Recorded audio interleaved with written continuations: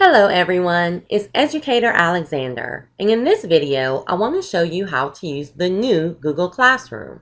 I'm also going to show you a sneak peek on something that will be coming to Google Classroom pretty soon. Let's get started. First, how do you get to Google Classroom? You have three ways to get to Google Classroom. The first way is right here. It's called the waffle or the Rubik's Cube, whatever you want to call it. You can click here and go to Google Classroom. Sometimes you have to scroll down and go to more to get to Google Classroom, but it should be under there. The second way is if you're using a desktop or a laptop or a MacBook, you'll come right here to the apps button. If you're using a Chromebook, the apps button is usually lower on the screen, usually around where your Windows button is.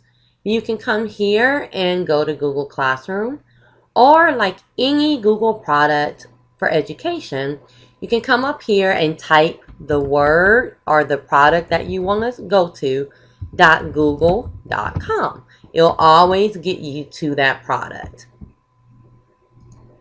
So this is Google Classroom. When you first go to it, you may see, I like to call it the gray world, but it's almost like a gray table with like a little pencil on it and different things. That just means you've never used that account yet. No big deal. Or you'll get a green box that pops up that'll ask you to log in, and then it'll ask you if you're a teacher or a student. Of course, click teacher, and then you'll see that gray world or gray table that I'm talking about. If you've ever used Google Classroom in the past, you'll see your little boxes right here. Each of these little boxes represents a separate Google Classroom that you have created. Now, if you are upper elementary on up, you're going to create a separate Google Classroom for each class period that you have. If you are a little people teacher, then you're probably going to either do one Google Classroom and separate it by subjects, or you can do a Google Classroom per subject. It really is up to you. So let's get started.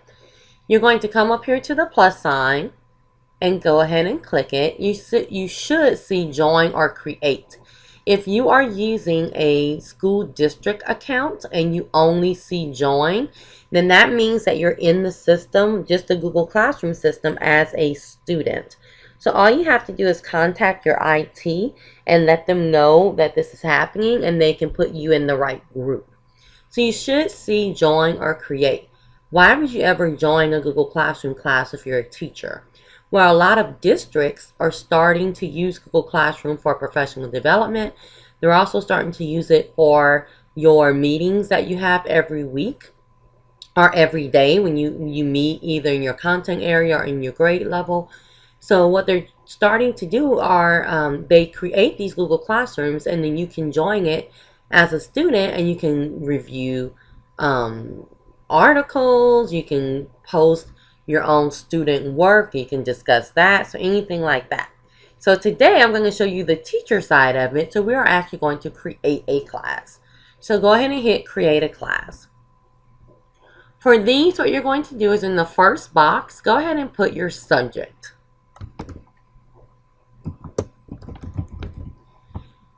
Actually, that is the only line that you have to fill out.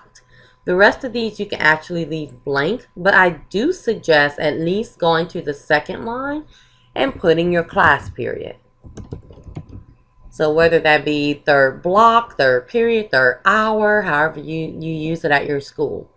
For subject and room, honestly, I usually leave these two lines blank. If you want to put something here, usually where it shows up for the students, nobody's really looking for it, and I will show you what I mean. So for the subject, I'm just going to put I love cake because I really, really like cake. And I'm going to put I really, really love cake, just so I can show you where these show up. So let's go ahead and hit create. Sometimes it does take a couple of minutes for your Google Classroom to create. Sometimes it goes fast like mine just did. So with your Google Classroom, you usually have three labels: stream, classwork, and people, or three tabs. Now you may see a new one called grades. That's the sneak peek that I'm going to show you because this is still in beta. So when you do your Google Classroom, you should see stream classwork and people unless your school district has said, hey, we want to test the beta of the grades tab. I'm going to show it to you so you can get a sneak peek. So stream classwork and people, we are going to start by showing you this picture and how this looks. So notice this is your first line. English is in bold. This is your second line where I put third period. Notice I love cake and I really love cake doesn't show up anywhere around here. What Google does is it goes and it tries to get a picture for whatever you put on that first line. So I put English and it gave me some really cool books back here. But if I wanted to change that, I can come right here to select theme. When I click that, I can select the theme that I want to use. There's different pictures here. Or I can choose patterns, and there are different patterns. I'm going to go ahead and choose the jelly beans. I can double click it. Notice when the new picture comes up, it also changes the color of the navigation menu, and it changes the color of my size. So Google's going to make sure that you always match. The other thing you can do is upload your own picture. So if I come here to upload photo, I can choose a photo from my computer. I'm going to go ahead and get one from my pictures. Let's go to miscellaneous. And let's get a cartoon. Why don't we go ahead and get group just so I can show it to you. So notice it gives you a little box. You can move the box to be as big as you can make it. And then you can move it up or down to choose which part of the picture you want to see. And select class theme. So notice it put group back here for me, and I'll just leave that as it is. Now we're going to start on the people tab. The grades tab I'm going to show you at the end because that's not part of the official Google Classroom right now. So on the people tab, this is where all of the teachers who are teaching this class and all of the students who are enrolled are listed. So there are two ways to get students into this Google Classroom. And remember, this Google Classroom is only for third period. So the first way is called the class code. So this is the class code right here. So if I had my students in my classroom or in a computer lab, I'm going to tell them all to go to Google Classroom, classroom.google.com, click the plus sign, and put in this class code. I'm actually going to show you it from a student side in a second. So you notice this class code is pretty small. It's really kind of hard to read. So what I'm going to do is come up here to the gear. I'm going to click the gear and go down here to where it says class code.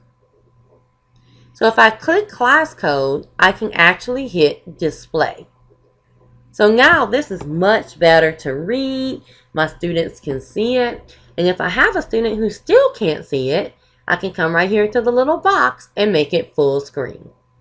I have never seen a Google Classroom code with a capital letter yet. So usually they are all lowercase letters and numbers. I'm going to get out of here. The other things you can do with the class code is it's pretty popular right now for students to take your class code and put it on social media. So if they put it on Snapchat, you'll have random people coming into your Google Classroom. But there are different ways to avoid this. So the first way is if you do get a rando person that joins your Google Classroom, you can come here to your class code and reset it. When you reset it, it gives you a brand new fresh class code, but your students who are already enrolled in Google Classroom are already in there. So you don't have to worry about them. It doesn't mess them up in any way. The other thing you can do to your class code is if you have 30 students in your classroom and you have 30 students in your Google Classroom, go ahead and shut the door on your Google Classroom. So you can come here and disable the class code. What that does is nobody is getting into your Google Classroom. All other class codes have been destroyed. So if I come here, let's say I get a brand new student, I can always open the door, enable it, and I get a brand new fresh class code. So those are the different things you can do to your class codes. I'm going to use the copy feature.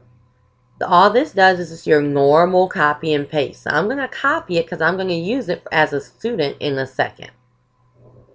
So if I come back up here to get out of the gear, I'm back to my student section. The second way to get students into your Google Classroom is this little button right here. You can invite your students.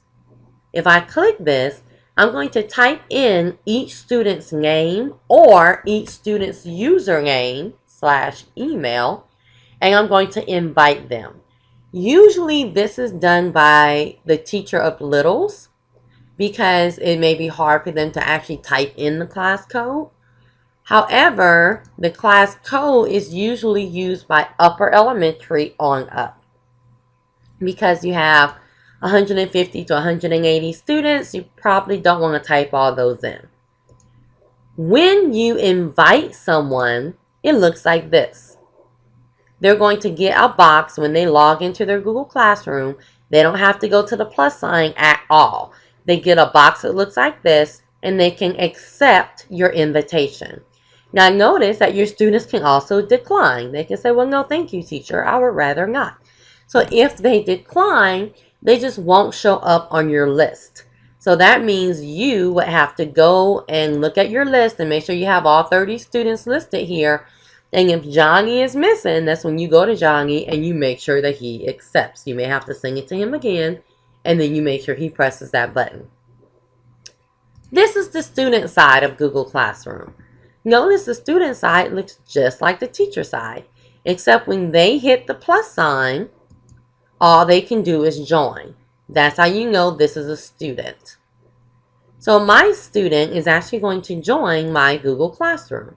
That's the class code that I copied earlier. And I'm going to hit join as a student. So my student is now in my Google Classroom. Notice they have the 3 tabs. They cannot change the picture and things like that. Going back to the teacher side, now I have a student. Woohoo! My student's name is student 1. So if your student was Mary Smith will show up right here. So I have all of my students will be listed right here. The other thing you can do on here is invite teachers. So the only reason you would invite a teacher to your Google Classroom is if you want them to co-teach the class with you. So that means they will have all access the same as you. They can delete the class if they wanted to. So if you want to invite a teacher to co-teach a class with you, you're going to come here and again type in that teacher's name or email address. The teachers will be listed here who are co-teaching this class. So let's say you are a teacher leader and you are creating a class for your the teachers that you are mentoring. You're not going to add them right here. You're going to add them right here because you're the teacher leader and you want all of your teachers to be in the class as students. Last but not least, on this screen, 2 other things you can do. 1, let's say Johnny, who's my student right here, Johnny put something very inappropriate on Google Classroom. Let's say he put a cuss word and he spelled it out because he wants to make sure everybody knows what he's saying.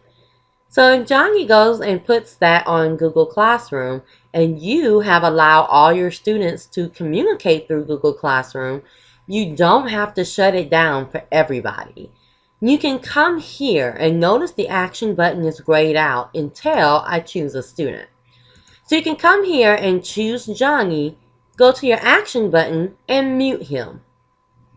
When you mute a student, they can still submit their work, they can still get to their work, they can still comment to you, so they can still communicate with you, but they cannot communicate with other students, they can't comment or post, And they can still submit their work, but other students won't see them. So you just ghosted them. You muted them. When you mute them, you know they're muted because they get a nice little symbol right here. So in case you have multiple teachers teaching this class, you can come here and see that that student is muted. You can also come and unmute them if they've earned their rights back. The other thing you can do under the action button is remove that student. So if the student is no longer in your class, or let's say you have that random person enter your Google Classroom, you can remove them. And you can email the student if email is active in your district. You can also email the student from here. So if email is not turned on in your district, those buttons won't really do anything for you. The last thing you can do on this screen is invite a guardian for that student. So how this looks, I'm going to go back up to my gear to go to Guardian Summary See Example. If you're looking at your screen and you're like, hey, what's that box? This is going to be with that sneak peek. So you may not see this right now. So I'm going to hit See Example. This is what your parents can sign up for. A daily or a weekly summary for their student. And what that is going to do is it's going to send them either a daily or weekly summary that lists all of the Google Classrooms that that student is enrolled in. So notice it says student week work missing from last week, U.S. History and English, what's due next week in U.S. History and Marine Biology. And then it takes a snapshot of each class. This is an assignment, a question, another assignment, an announcement. So it takes a snapshot. You cannot tell it what you want on the snapshot, but it'll take a snapshot of each class. So how do your parents sign up for this? I'm going to get out of the gear. How do your parents sign up? You have to go to each student's name, click Invite Guardian, and you have to type in the guardian's email address and invite them. That's how they get the email that's going to have them sign up for the daily or the weekly summary.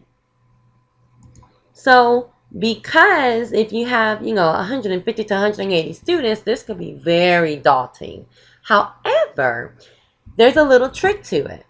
If you go to the gear, notice this is where I did the See example. Notice you have a button. This button says, hey, I want to be included in the emails for my students, or no, I don't want this class included. So you can choose either one. Yes, I want the class included, or no, I don't want the class included. You can hit the save button. So what that means is if me and 5 other teachers all teach Johnny, all 5 of us do not have to put in the guardian email. Only one of us has to put this in, and the other ones just have to make sure that this is turned on. So what a lot of schools do is they just go to their first period or their homeroom classes, and each teacher puts in those 30 students, and that's it. So then the whole school is in, and we're good to go. Next, from the People tab, let's go ahead and finish the gear since we've already talked about other things on the gear. When we go to the gear, you have different boxes right here. One box is called Class Details. Now, because I'm using the more updated Google Classroom, I don't see the little pencil right here. If you do see a pencil, you have to click on the pencil to get this box to open. So just click on the pencil, and notice this is where I love cake and I really love cake show up. Honestly, I usually tell teachers you really don't have to put anything in this class details box because where it shows up, students are not really looking at it. However, I do want to make it very clear that whatever you put in this box, your students will see. So under class description, don't put things like slow class or class with Johnny, exclamation, exclamation. And I've seen those kind of things, negative things. Remember, we want to stay professional. So you want to be very, very professional in your class description. So if I do put something like slow class, which of course would be very unprofessional, I would click save. Now on the older Google Classroom, you don't even have a save button. On the newer one, you do. So if you don't see a save button, then whatever you put will automatically be saved. On the student side, this is where they see that. This little about button. Usually your background is not black and you can hardly really see it. But under this about button, this is where the I love cake and I really love cake and slow class, this is where it shows up. Not really something your students will be clicking on. So under general, we've already talked about everything that you can do with the class code. Where it says stream, this is super duper important. This is where you can come and change the editing or commenting and posting rights for your students. So the default, if you never come and change this, the default is that all students can comment and post. That means your students can post videos, they can post pictures, they can comment to each other. That's the default. So you can choose between that and students can only comment, which means they can't post stuff, but they can talk to each other, they can comment to each other. So I like to say that I may not be able to post the picture, but I can put the link to the picture in the comment. And then your last option is only teachers can comment and post. Students can still do their work. Students can always talk to you. They just can't comment and post to each other. So you can turn this on and off as you go. I've had teachers who have turned it off until they do a certain assignment. And they may say something like, hey, I just taught you mitosis. I want you to go and find a YouTube video that also teaches mitosis that you find really helpful, and I want you to post it. So they'll come and turn this on for that assignment. So you can choose whether to turn these on and off, and you turn them on and off. They are immediate, okay, whatever you choose. And again, with the newer Google Classroom, this beta one, I do have a save button. If you don't see a save button, then you are fine. Just change it like this, and that's all you have to do. The next thing I like to call your magic button, show deleted items. So if a student will do something and then they delete it, you can come here and turn this on. That's going to show everything that someone tried to delete. It's going to be grayed out so you know that they tried to delete it. So there is no deleting on Google Classroom. I usually tell my teachers not to leave this on because it can get a little confusing because it also shows you the stuff that you delete. So if you create an assignment and then you delete it, it's just going to sit there and look at you if this is turned on. It's going to be grayed out, but you'll still see it. So I usually call this my investigation button. If somebody does something and I want to investigate, or I just want to see, hey, I wonder if my students are doing inappropriate things and deleting it, I can come here, save. If you don't have a save button, that means as long as you turn it on, you're fine. And then you can see what is happening. This box I'm going to get to at the end because this is part of the beta program. So I'm going to hit save. And that is everything you can do on the People tab.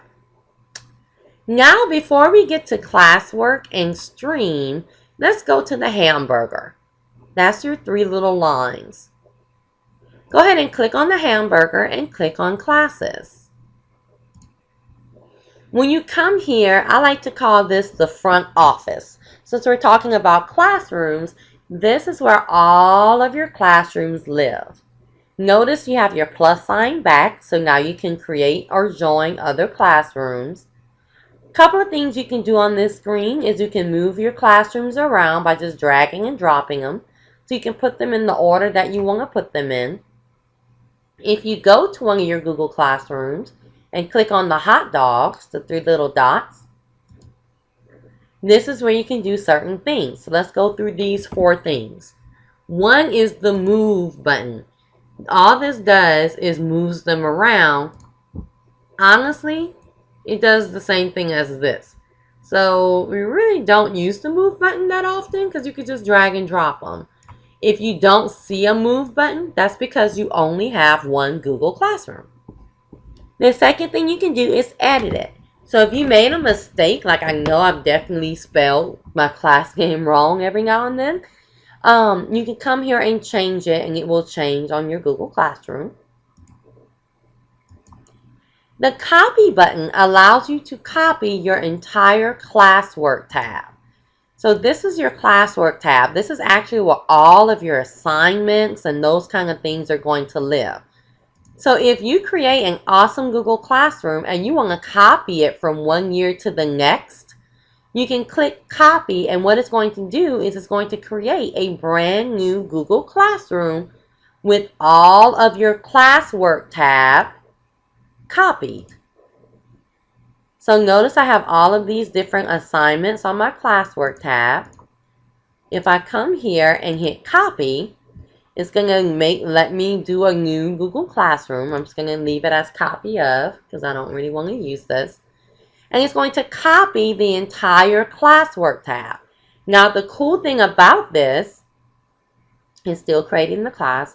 The cool thing about this is when it copies all those assignments, it's going to copy them into draft mode. So notice that I have assigned these assignments to my students already in this class. However, on this one, whenever it comes up, it's going to be in draft mode. So that means I actually have, notice how it says draft, draft, draft, draft. That means my students are not seeing this. I'm the only one who is seeing this. So if I click on this, I actually have to edit it and then assign it. So that's really cool because you don't want your students to see all this stuff. And of course, hopefully you want to edit it. But they're all here waiting for you. So that is the benefit of copying that. The other things you can do is archive. Now, you're going to archive at the end of the school year because you don't want last year's classes showing up on this screen. So a cool tip before you archive, a cool tip is to come here to edit it and put the school year on it. So the name of this class was New Google Classroom, and I'm going to say this is 2008 to 2019. You can even put other information if you want to. Like I can put we're doing GLEs this year, or maybe we're doing Common Core this year, or whatever. Okay, so you can put little notes to yourself right here. And go ahead and save it. And now, notice how my little tips come up. And now I'm going to archive this class. So when I archive it, it's going to take it off of here. But another great benefit is it takes your students' access away. You don't want your students to go on to the next grade level, but come back to this Google Classroom to talk to each other and hang out. You don't want that. So you want to pretty much delete this Google Classroom from your students. So that's what archiving does. So when I archive this class, it goes away.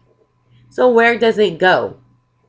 If I go back to my hamburger, it goes to the button. All I did was scroll down. It goes to the button called Archive Classes.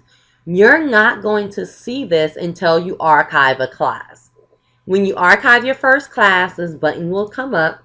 These are your archive classes. This is where you can come to also delete them. You should never, ever, ever delete a Google Classroom that has content in it. That means if you've already assigned stuff and put announcements, do not delete it. Just leave it here. I'm going to tell you why. I'm going to show you why to not delete it when we get to it. The other things under the hamburger is settings all the way to the bottom. Under settings, this is where you can come to do things like change your profile picture, but whatever you do in this box changes for your entire account. So I just want to show you the notifications. This is where you can come to turn on and off what type of emails you want to get.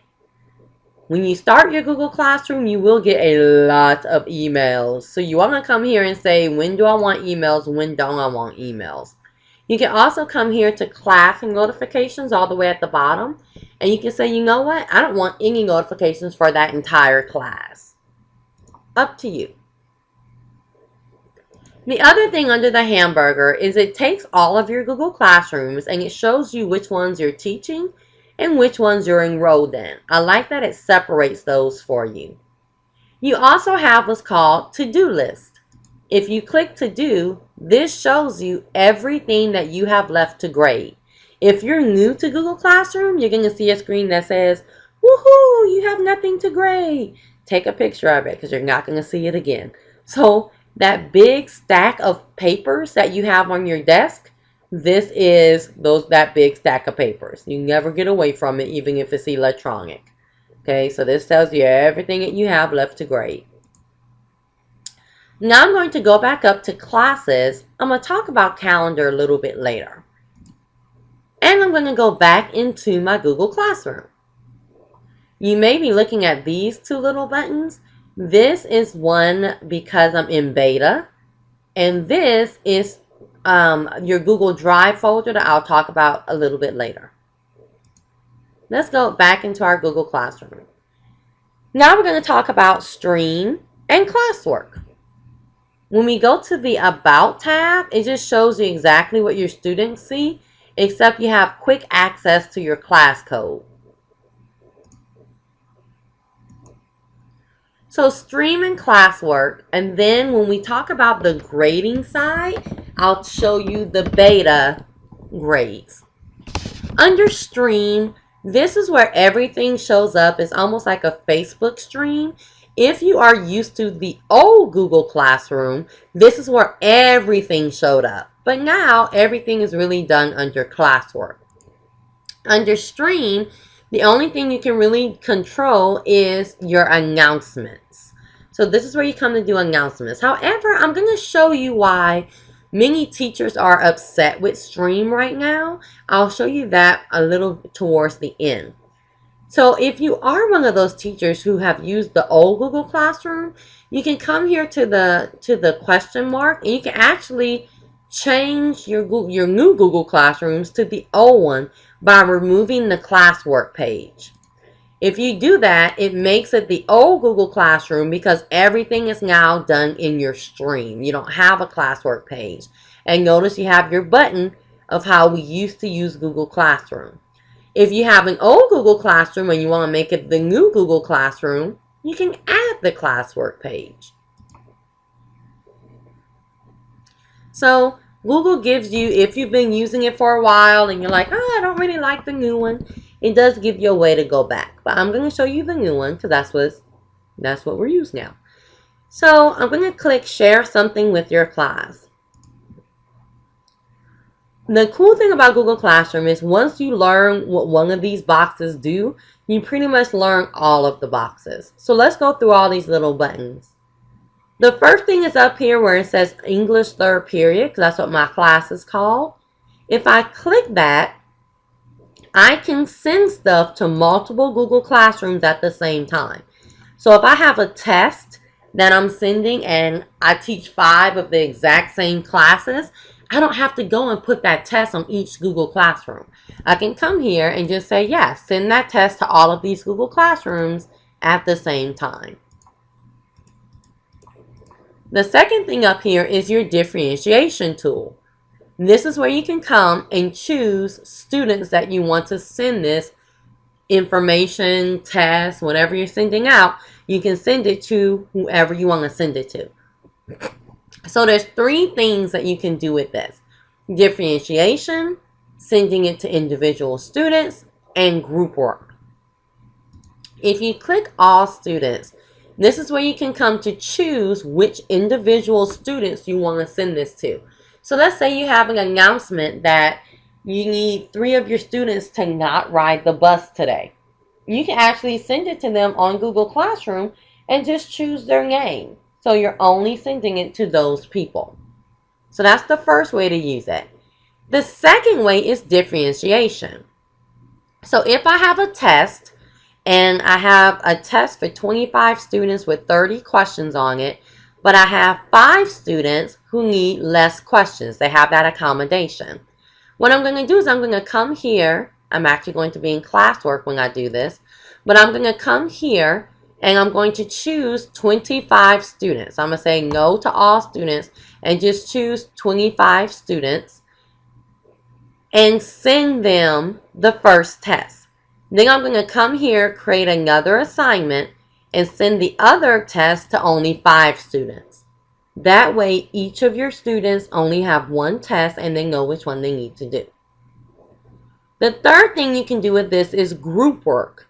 So if I had 3 groups of 5 students each, I would come here, create the assignment, choose 5 students in group 1 and send it. Do another assignment, choose the 5 students in group 2 and send it. Do another assignment and choose the 5 students in group 3 and send it. So that's how you do group work with the all students tab. Right here, we're going to go ahead and type our announcement. Field trip tomorrow. Bring your money. I'm going to talk about these 4 buttons on the next tab. But do notice that you do have the same 4 buttons right here. Before I post it, I'm going to come here to the little arrow because I can either post it immediately. So when you post it, it is instantaneous. It is immediate. Or I can schedule it to go out. If I schedule it, that means I can say, hey, I don't want it to go out right now, but I want it to go out on a certain date at a certain time. Or you can save it as a draft. So if I'm working and I need to go, I can save it as a draft and then shut down the computer, do whatever I need to do. And then when I come back, all of your saved posts or your scheduled posts are always hanging out here at the top. So I can come here and I can finish my post.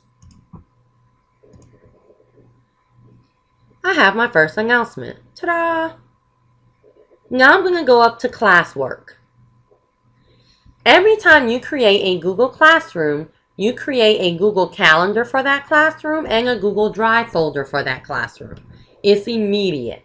So under your Google Drive right now, all of you, because you've been working with me, all of you have a classroom folder.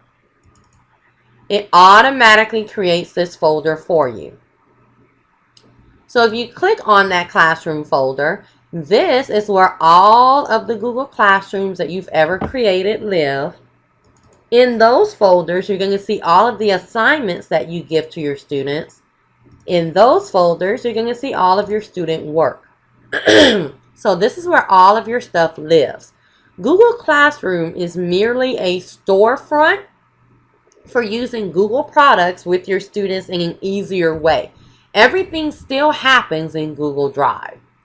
The cool thing about that is your students also get a folder. So your students get a folder with all of their work in it. And they keep it as they go to different grades. So it kind of creates a portfolio for them. It also creates a Google Calendar for that Google Classroom. So this is your Google Calendar. Under the hamburger, this is also your calendar. This is your calendar in Google Classroom. So I just want to quickly show you that. How do you get stuff on your calendar? You assign it. So you really never have to go to this calendar, and you really don't even have to go to the Google Drive folder, because I'm going to show you how to grade stuff right here in Google Classroom. But I like to show you that they exist. Let's move on. The Create button is what you're going to use to create all of the things that you can create. So let's quickly go through these. You can create an assignment. Notice how this box looks very, very similar to when you created an announcement. So I'm not going to go through these again. We've already done it. You can come here to title and put the title of your assignment. Of course, you want to be as specific as possible. Don't use my example. You can come here and put directions, like do it right. Of course, you don't want to put that, but there you go. And then you can put your point value. You can click here and change it to whatever you want to change it to. Or you can make it ungraded, because everything you do is not going to have a grade to it. If you want a due date, you would click here. If you don't want a due date, just leave it alone. It already says no due date. But if you want a due date, you're going to click here, and then you have to click no due date again. You have to click on the due date, and then you can click on the time if you want one. Let's say you don't want this anymore. Click it and click the X. Topics, I'm going to get to a little bit later. Let's look at our 4 buttons. The first button is to attach something from your computer. So I can come here, I can go to my documents and just attach anything. Let's say I'm going to attach this. There you go. The second button is to attach something from your Google Drive folder. It will always go to recent, so sometimes you may want to go to My Drive to actually see all of your stuff. These boxes are the exact same. Google Drive, my computer. Google Drive, my computer. My computer, Google Drive. So these 2 buttons lead to the exact same box. YouTube is next. If you already know the URL, you can paste it. Or you can come here and search for your video that you want to use. 10 minutes of funny cats, if you have the time. You can't watch it right here. You actually have to assign it, and then you can watch it to make sure that the video is appropriate. The last thing is a link to anywhere. So I can come here and I can put Walmart, Yahoo, whatever. You can come here and link it to anywhere on the internet. So notice these are the 4 things that you can add. You also have the X's if you want to get rid of them. Now let's talk about the common mistakes that teachers make. The first mistake that teachers make is if you want your students to be able to manipulate it. You want them to be able to type on it. You want them to be able to drag and drop it. It has to be a Google product. It has to say Google Doc, Google Slide, Google Sheets, Google Drawings. If it's Word, PowerPoint, PDF, all they're going to be able to do is see it. Now, when I say that, I'm talking about the good old traditional Google Classroom. I'm not talking about using extensions and things like that. That's completely different. So if you're just using regular old Google Classroom with no extensions and things like that, like Kami and all that good stuff, then that's the general rule. It has to be a Google product for you to type on it or anything like that. Word, PDF, PowerPoint, all they're going to be able to do is see it. The second common mistake is right here. So notice, even though this is a Google Doc, it says students can only view the file. So I would actually have to come here and change it to one of these if I want my students to be able to type on it.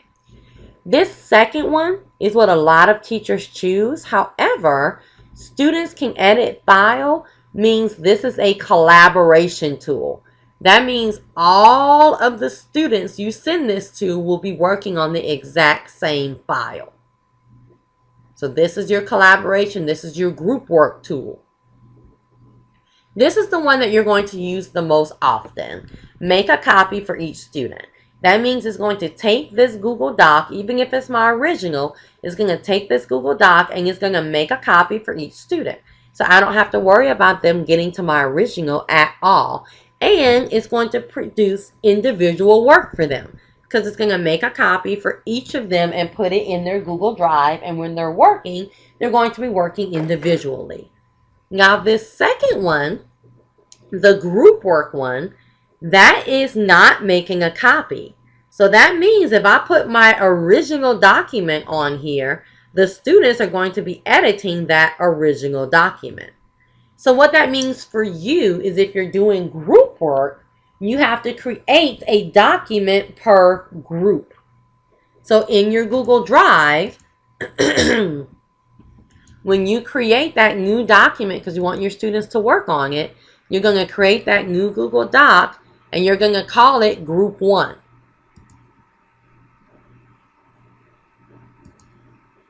Wait for it to come up. You're going to call it group 1. And of course, it's going to save in your Google Drive folder. And then you have to create one for group 2, one for group 3, and one for group 4. That way, when you are assigning it to them, you're going to assign the group 1 document for group 1, the group 2 document for group 2, and so on.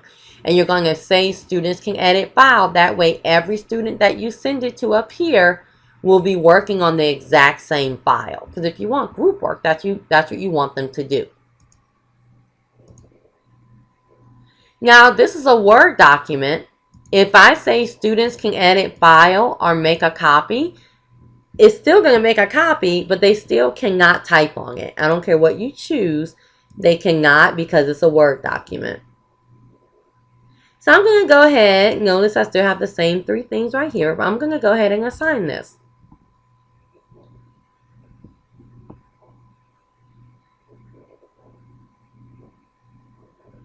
So now we're going to go through the other things that you can assign pretty quickly, because the boxes are pretty much the same.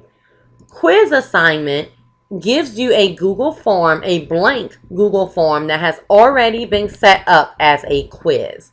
So you can click this and go through your Google form and put your grade, your questions and your right answers and everything like that. But that's the only difference between this and a regular assignment, is it already puts a Google form that has already been formatted as a quiz.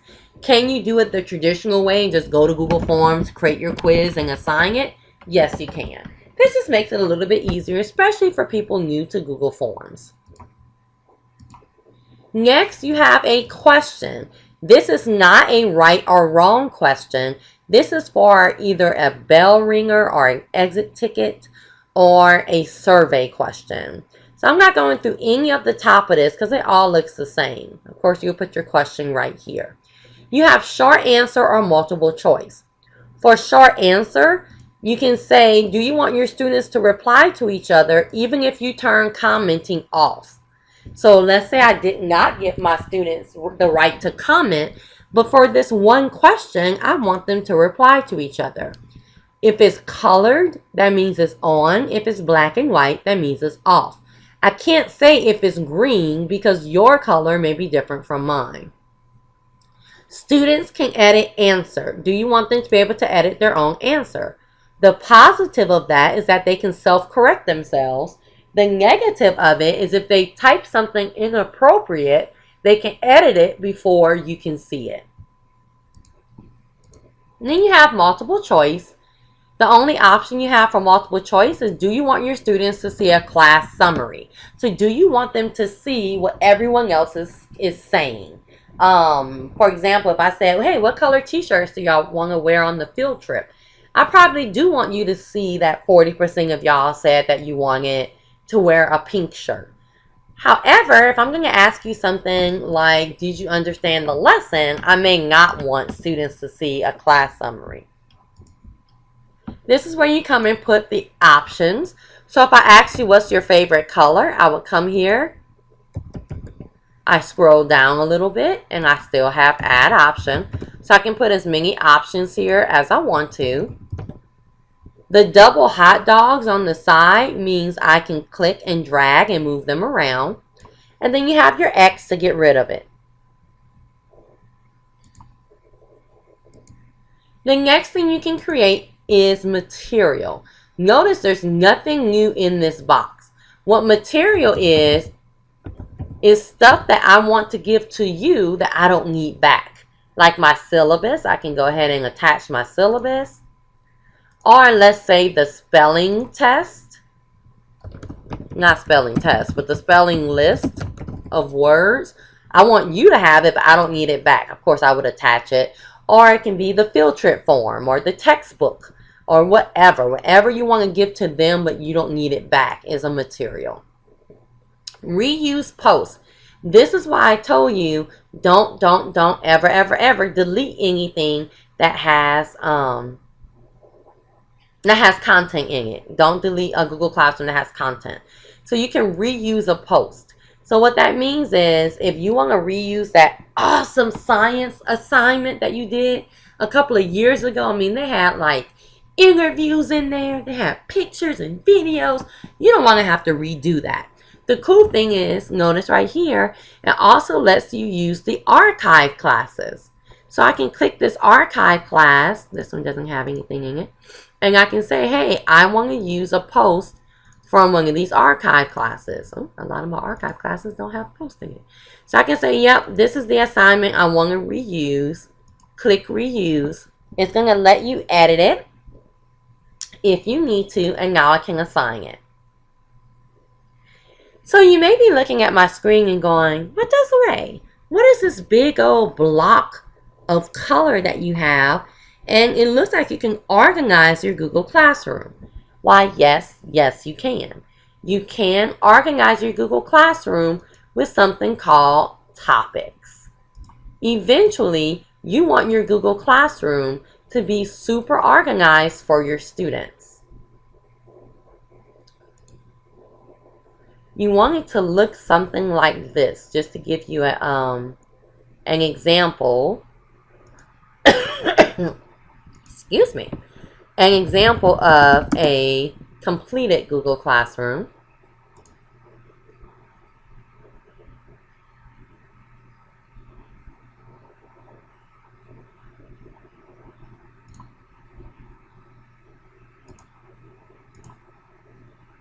So you notice how it's starting you at a certain place and then it's giving you all of the different stuff that you need. So these can be assignments, these can be resources, but notice how organized this is. So that's how you want your Google Classroom to look, and you do that by using topics. 2 ways for you to get topics. You can hit create topic, and you can name your topic whatever you want to name it. And you get that big topic with nothing underneath it. Now, if I already have stuff up here, notice that if you do not put a topic on something, it stays up here at the top. So let's say I wanted that spelling list to go under materials. I can come here to the hot dogs, which is also where I can delete it if I wanted to, and I can edit it and go to topic, materials. Now it's going to show up under materials. If I wanted to move it under essays, I would do the same thing. Another way to create topics is when you're creating any of these things. So if I'm creating an assignment and I already know that I want this assignment to go under the essays topic, I could just put it right there. Or if I know I need a brand new topic, I can create a brand new topic right here. So let's say this is a reading passage and I want this to go under a reading topic. I can assign it.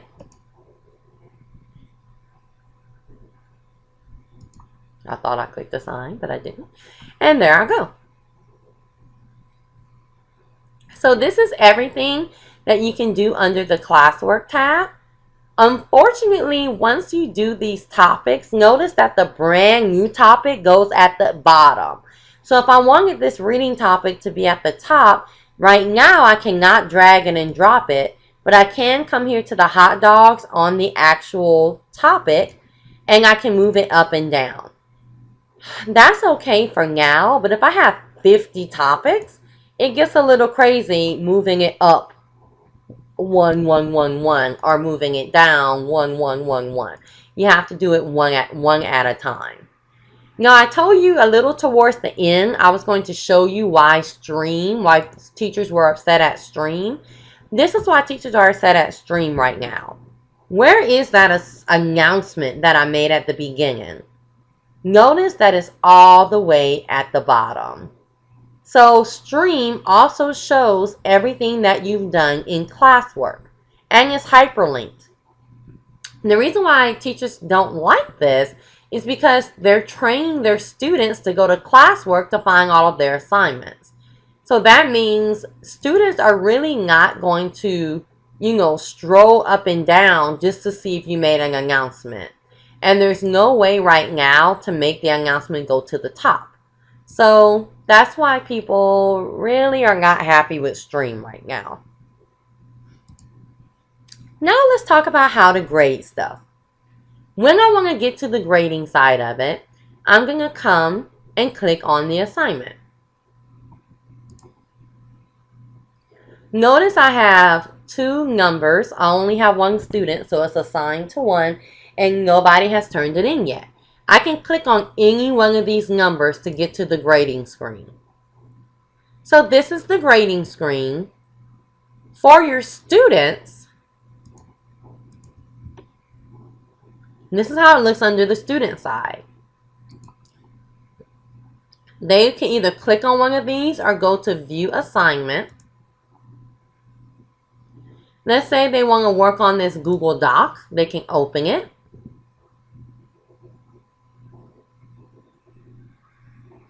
So once it is fully loaded, notice that the student has a turn-in button. This is not normal on a Google Doc, but because you've put this through Google Classroom, they have a turn-in button. So when they turn it in, they'll click turn in again. So they have turned it in twice. So if they say something like, oh, I made a mistake and turned it in twice, you know, it kind of takes away all those excuses. Also, they have an unsubmit button. So they can actually unsubmit it and fix whatever they need to and submit it again. The unsubmit button goes away once your due date hits.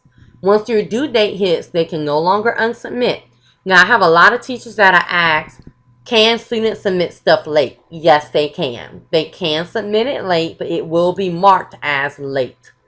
So notice I see that my student has turned it in. I have all of my students listed over here. The reason why this is bold is because they have turned it in. So if my student will unsubmit this, I'm going to refresh the screen just for time's sake.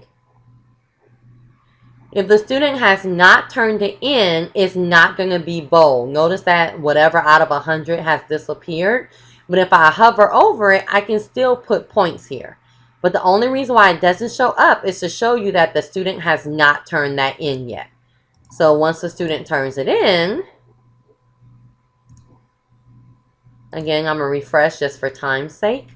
It will be bolded and you know that the student has turned it in. Okay.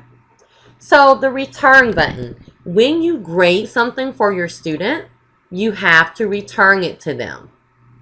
So when you grade it, you have to return it. Also, if I wanted to return something to them that I don't think is appropriate. So let's say I read this, I looked at it, I read it, and it just wasn't good. I can actually not put a grade here, give them a private comment like, hey, please redo this, and I can return it. So whenever you want to get it back to the student, you have to return it. Whether you're returning it without a grade or if you're returning it with a grade, you have to click, notice it says draft. You have to return it to the student. Now, the cool thing about this is notice that I'll have these little boxes right here with all of my students' assignments. If you have given them a Google product, like a Google Doc, you can actually click here and see the student working in real time, which is pretty cool. So, for example, this is the student screen. And this is the teacher screen.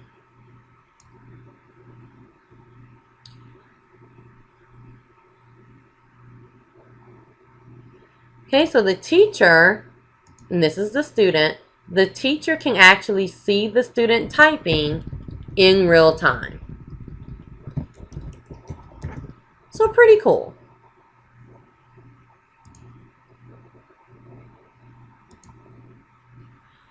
So when you want to do that, when you want to go to the grading screen, another thing you can do that is, nobody's complaining about this, is the new grading screen in Google Classroom. So when I go to this, it's the Google Doc. The cool thing is, when they first started using Google Classroom, you would have to go back and forth. You would click this, you would forget who you were grading, you would go back here and see who you were grading. When you were ready to put the grade, you had to come back here. Now everything is on this screen. So notice I can go from student to student right here. I can come here and put the grade and return it. I can put the private comment and return it. You also have a comment bank. So for those comments that you always have to put, like check grammar. So for those things that you always have to use, you have a comment bank here that you can add to your comments. You also have right here where you can choose which student, all of your students will be listed here. You can choose which student to grade next. Now this just goes from student to student, but if I know I want to go and grade Melissa's right now, I can choose Melissa's and go and grade it. So this is pretty cool. You can also return it or return multiple ones at the same time. So you can do everything from this screen. You never have to come back here. Another thing you can do from here is the gear. So you can download all of the grades. So if you have to take your Google Classroom grades and put it in a different grading system, like let's say JCampus or something like that, you can come here and download it so you can print it off, and then you can just put it in your other grade system. You don't have to have two screens open and things like that. That is the end of the Google Classroom training, but I want to show you a very quick snapshot of the grade screen, which we are all excited about. So this may change just a little bit because it's in beta, which means we are using it and giving Google feedback about it. But under the grade screen, notice it's going to have all of your students' names right here with all of the assignments listed. It's like a grade book. You can come here and actually put grades in it. You can also come here and go to the individual assignments. You can come here to the gear, and you can choose, if you look under gradebook, you can choose, do you want it to show an overall grade calculation? Like, do you want it to say you have 50 out of 100 points out of the entire class? Or you can do percentage based. So percentage based is if you want to say homework is 10% of their grade, classwork is 30%, that kind of stuff. So you can choose these. Do you want to show the overall class grade to students? If you're not doing everything in Google Classroom, you probably want to turn that off. Because it's going to show them that they have an 80 in your class, but you have, 5 assignments that you didn't put on Google Classroom. So it's just going to be false. If you do everything on Google Classroom, then yeah, that'd be awesome. Turn this on. Then you can add the grade category. So for example, I put total points calculation. I can come here and say, I want homework to always be 10 points. And then I can add more. Now if I change this to percentage based, that's when I need to say I want homework to be 10% of the grade. So you can choose which one of these you want, or of course you can have no categories at all. It's completely up to you. So this is going to be the grading section, which would be really cool. But the last really cool part is you can click on each student and see all of their grades. We love this. So now you can see it student by student. You can also filter it by, I only want to see the stuff that student is missing. Ooh, my student is doing very good. So you can do it like that. If I graded it for the student, you're actually going to see a grade here. So it'll show that it was turned in and that I graded it. Let's go ahead and turn something in very quickly. All right, and let's go to, I went all the way back out, which I didn't have to do. Well, I guess I can come to grades and grade it. Ha ha, ha ha ha, ha ha ha. All right, so I graded that. Notice it's still in draft mode because I didn't return it. So I can click the hot dogs and return it. I mean, this is just, guys, it's just making it so much easier to grade. So now notice it has to grade. So I can actually print this out. Right now, there's no print button on here. That's one of the things that I told them that I think should exist. But you can right click and hit print. and print it out that way. So if you needed to go to a parent conference or anything like that, you can print it out for them, and it looks pretty good. Or you have an email button, so you can actually email the student or the parent and include the student work summary. So this is kind of revolutionary for Google Classroom. I can't wait until we all can use it, and hopefully they're taking our advice and making it even better. So that's the grade screen for Google Classroom. So you have had your Google Classroom training. You know that this is a video, so you can rewind it and pause it and do whatever you need to do to make sure that you have everything that you need in your Google Classroom. If you have any questions, you can always email me or call me. All of my contact information is on my website, educatoralexander.com. And hopefully you will do very well using your Google Classroom. Good luck.